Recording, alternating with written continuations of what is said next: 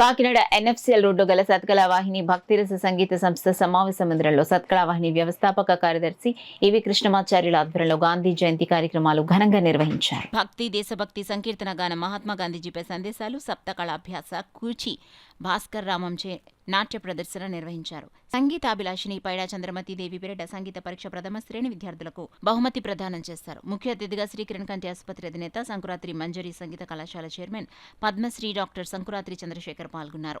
ఈ కార్యక్రమంలో సత్కళావాహిని సభ్యులు, విద్యార్థులు తదితరులు పాల్గొన్నారు. చక్కగా గానం చేయడం జరిగింది.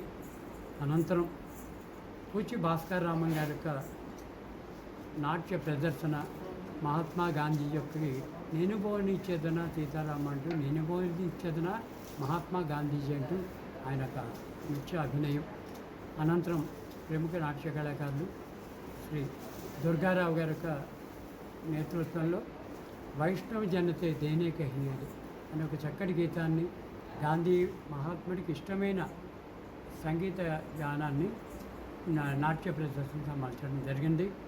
ఈరోజు ముఖ్య విషయంలో గాంధీజీ గారి పేరున, మరి ఇందిరాగాంధీ పేరున, నెహ్రూ గారి పేరున నన్నయ్య యూనివర్సిటీ అడ్వైజర్ గారైన శ్రీ మాణిక్ సత్యనారాయణ గారు చక్కటి పురస్కారాల్ని అందచేయడం జరిగింది కళాకారులకి.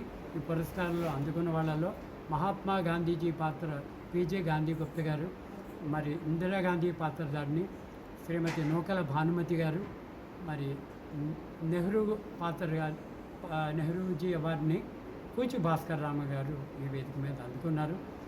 ఈ సందర్భంగా పైడా చంద్రమతి గారిని ఒక సంగీత విద్వాంసురాలు కాకినాడకు ధృవతారిగా బాసిల్లి పైడా వారికి ఖ్యాతిని, సంగీత ఖ్యాతిని నిలిపిన ఆ మహనీయురాలి పేరుని మరి 50 మంది విద్యార్థులకి, పాల్గొన్న కళాకారులకి చక్కటి చంద్రమతి పురస్కారాల్ని పిల్లలకి అందచేయడం జరిగింది. ఈ కార్యక్రమంలో పైడా వెంకటేశ్వరరావు గారు, శ్రీమతి పద్మ గారు, వారితో పాటు కాకినాడ జిల్లాకు చెందిన అధికారులు గీతారాణి గారు, అచ్యుతరావు గారు కూడా ఇందులో పాల్గొన్నారు.